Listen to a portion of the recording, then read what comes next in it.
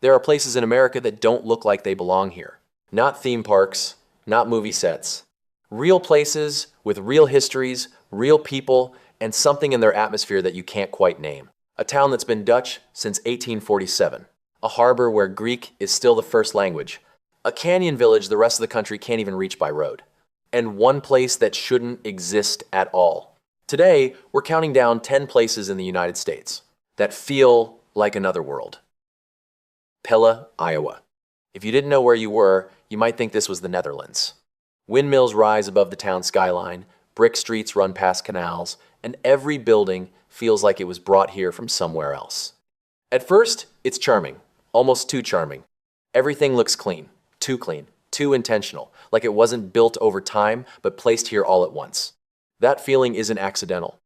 In 1847, Dutch immigrants settled here and rebuilt the town in their own image. Windmills, architecture, even the layout designed to reflect what they left behind.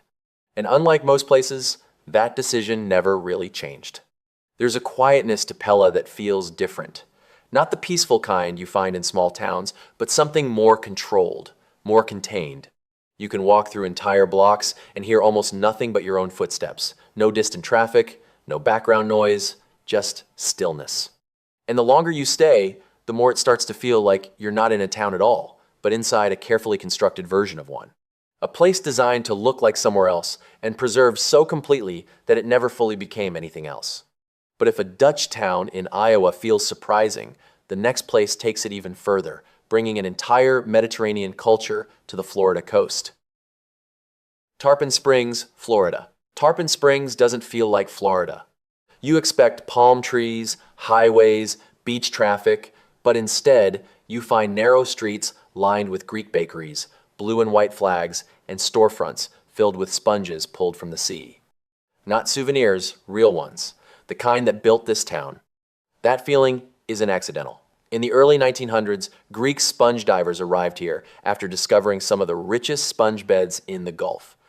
Over time, they brought their families, their traditions, and their way of life, until this part of Florida stopped feeling like Florida at all. Walk down to the harbor and everything shifts. Boats rock quietly in the water, ropes creak against wooden docks, and the air smells of salt, diesel, and something older, like a place that still runs on traditions most places have already left behind. Nothing here feels rushed. You start to notice the details, the language on the signs, the conversations drifting out of open doors. The way people gather, not like tourists passing through, but like they've been part of this place for years. And that's when it starts to feel strange. Because Tarpon Springs doesn't feel like a themed town or a place trying to recreate something else. It feels like something else that never changed. Like a small piece of the Mediterranean was lifted out of another country and set down here, carefully, without fully blending in. The streets, the harbor, even the rhythm of the day, it all follows a different pattern.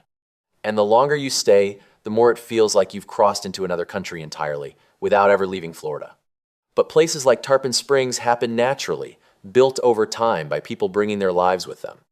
The next place is different, because instead of growing into something else, it was designed that way from the very beginning.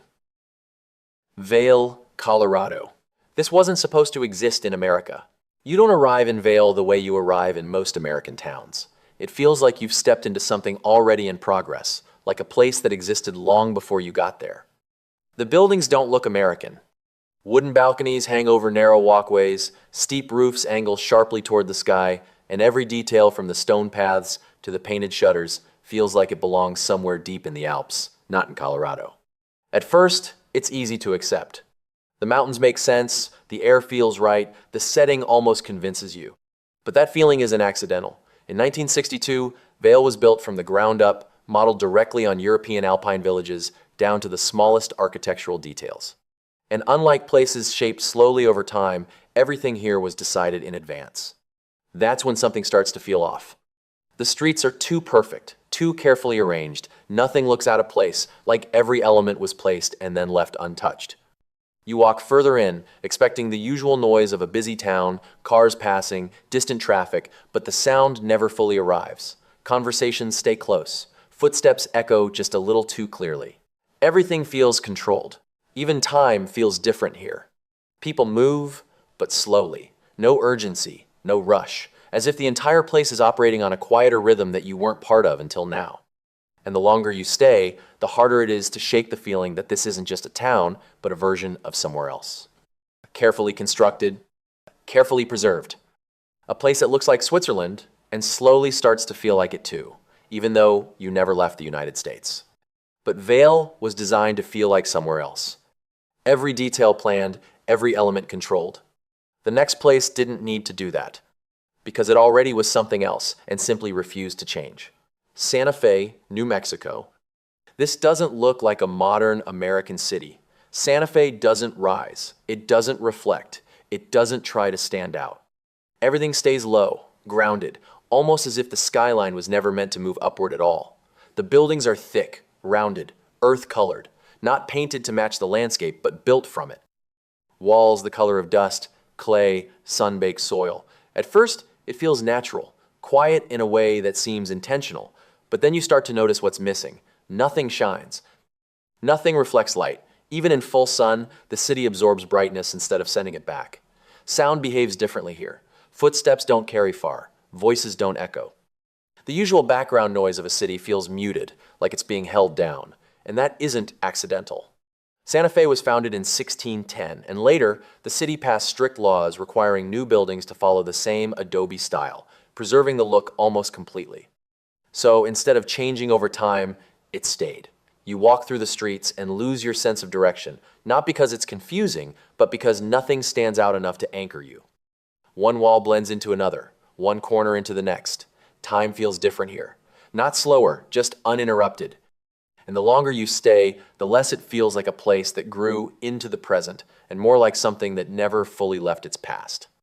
A city that didn't adapt, and because of that, doesn't quite feel like it belongs to the version of America you recognize today. But Santa Fe stayed the same on purpose. It was protected, preserved, carefully controlled. The next place is what happens when none of that exists, when a town loses its structure and nothing replaces it. Terlingua, Texas. This doesn't feel like a town anymore. The first thing you notice in Terlingua isn't what's there, it's what isn't. No traffic, no steady movement, no background noise tying everything together. Just wind, space, and long stretches of nothing in between. You drive in, and it already feels like you've gone too far. Like you pass the point where places are supposed to feel connected. Buildings appear slowly, scattered. Some look lived in, some don't. It's hard to tell the difference at a distance, and sometimes not even up close. Nothing feels finished. Nothing feels fully abandoned either, just left as it is. That wasn't always the case. Terlingua used to be a mining town. Thousands of people lived and worked here until the industry collapsed, and most of them left. What remains is something harder to define. There's no center, no point where activity gathers, just pieces of a town, spread out across the desert like they were never meant to form one. You step out, and the silence hits differently. Not peaceful, pressing. Small sounds feel louder than they should. Gravel under your feet, wind against a loose sign, a door shifting somewhere you can't see. Time feels unstable here. Not slow, not fast, just unclear. You stop checking it after a while, and the longer you stay, the more it feels like Terlingua isn't really a place you arrived at, but something you drifted into, somewhere at the edge of everything else. Not empty, not abandoned, just far enough removed that it starts to feel like it doesn't belong to the same world anymore. But Terlingua lost its structure. It faded, broke apart, let the desert take over. The next place did the opposite. It held on to every detail. New Glarus, Wisconsin. At first, this looks like a small Swiss village. Clean streets, wooden facades, balconies with flowers. The kind of place that feels easy to understand the moment you see it. It looks like Switzerland. That's the point. But the longer you stay, the more something starts to feel different. Everything matches. Not loosely, not approximately. Exactly. Every building follows the same shapes, the same colors, the same patterns, repeating without interruption. Nothing breaks the theme. Nothing slips out of place. And that's when it starts to feel unusual, because real places change. They drift. They accumulate mistakes. They pick up pieces from different eras, different styles, different needs. But here, that never really happened. That consistency isn't accidental.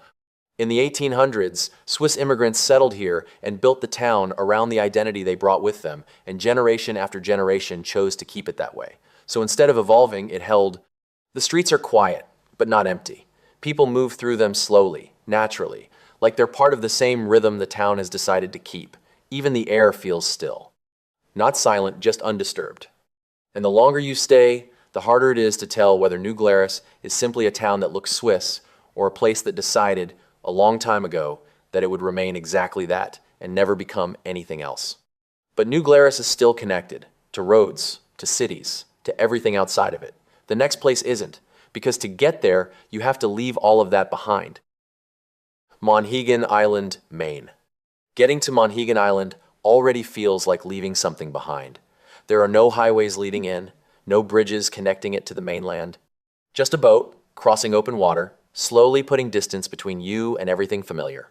And when you arrive, that distance stays with you. There are no cars here, no traffic noise, no constant hum of engines, just narrow paths worn into the ground by years of walking, winding between houses, trees, and the edge of the cliffs. At first, it feels peaceful, slower, simpler. But then you start to notice how complete the separation is. Time doesn't move the same way here. Without the usual signals, no passing cars, no distant city noise, it becomes harder to tell how much has passed. Morning and afternoon begin to blur together, measured more by light than by hours. You walk through the island and everything feels slightly paused. Not frozen, just unhurried. People are there, but spread out. Conversations drift, then fade. Doors open and close without urgency. Nothing pulls you forward. And then there's the water. Always there, always surrounding you. Not just scenery, but a boundary. Because the longer you stay on Monhegan, the more it feels like you didn't just travel somewhere different, you stepped outside of the normal flow of things. A place where distance isn't measured in miles, but in how disconnected it feels from everything else you know. But Monhegan is still reachable. A boat, a schedule, a way back. The next place pushes that distance much further. Because once you get there, there's almost nothing beyond it. Utqiagvik, Alaska. There's a place in America where the sun doesn't set for months. Utqiagvik sits at the very top of Alaska, above the Arctic Circle, far enough north that normal patterns of time stop applying. In summer, the sun stays in the sky all day and all night. It circles, never dropping below the horizon, turning hours into something harder to measure. At first, it feels surreal. Then it starts to feel disorienting. Because without night, there's no clear end to anything. No signal to stop. No natural pause. Time stretches, repeating itself in a way that feels unfamiliar.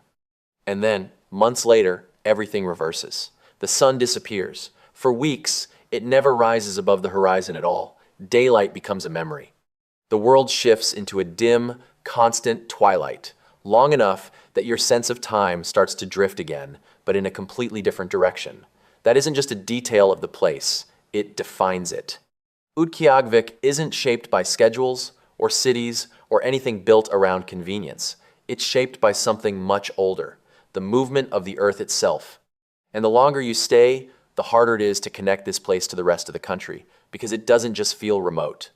It feels like it operates under a completely different set of rules, one where time, light, and even the idea of a normal day no longer mean what they do anywhere else in America. Supai, Arizona. You can't drive to this place. There's no road leading in, no simple way out. The last stretch isn't driven, it's walked, or flown over, or approached slowly enough that you feel the distance building with every step.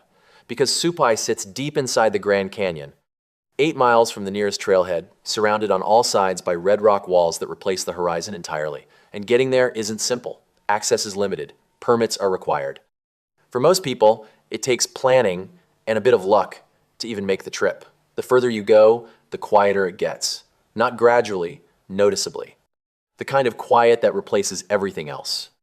The canyon walls rise around you, narrowing your sense of direction until the outside world feels less like somewhere you came from and more like something that's no longer accessible. And then, suddenly, there's water. Bright, almost unreal against the desert. It doesn't match the landscape. It interrupts it. That's when it starts to feel different. Because Supai doesn't ease you into it. It separates you first. At the center of it all is a village, home to the Havasupai tribe, who have lived here for generations. Visitors pass through, but not everything is meant to be seen. There are parts of daily life that aren't open to cameras, not meant to be captured, only respected from a distance. And that separation matters. Because the longer you stay, the more it feels like you didn't just travel somewhere, you crossed into it. A place held inside the canyon, defined by it, and protected in ways that make it feel just far enough removed that it doesn't quite belong to the same world outside. Dry Tortugas, Florida. There's a place in America that feels like it shouldn't exist at all. Getting to Dry Tortugas doesn't feel like traveling within the United States. It feels like leaving it behind. There's no road, no bridge, nothing connecting it to the mainland except distance and open water. And yet this is a national park, protected, preserved, officially part of the country, which somehow makes it feel even more unusual. Because once the coastline disappears, there's nothing left but ocean in every direction. Until, slowly, something appears. A structure. Not a city, not a town, a fortress. Rising directly out of the sea, no shoreline leading up to it, no transition, no natural reason for it to be here, just water, and then this. That's because in the mid-1800s, Fort Jefferson was built here, using millions of bricks to form one of the largest coastal forts in the United States. But knowing that doesn't make it feel any more normal. If anything, it makes it stranger. You step onto the island, and everything feels amplified. Footsteps echo harder. Voices carry further, then disappear into open space with nothing to catch them. The horizon doesn't guide you outward, it traps you. A perfect circle of water in every direction. And the longer you stay, the more it feels like this place isn't connected to anything else, just placed here at the edge of the country, quietly existing where it shouldn't.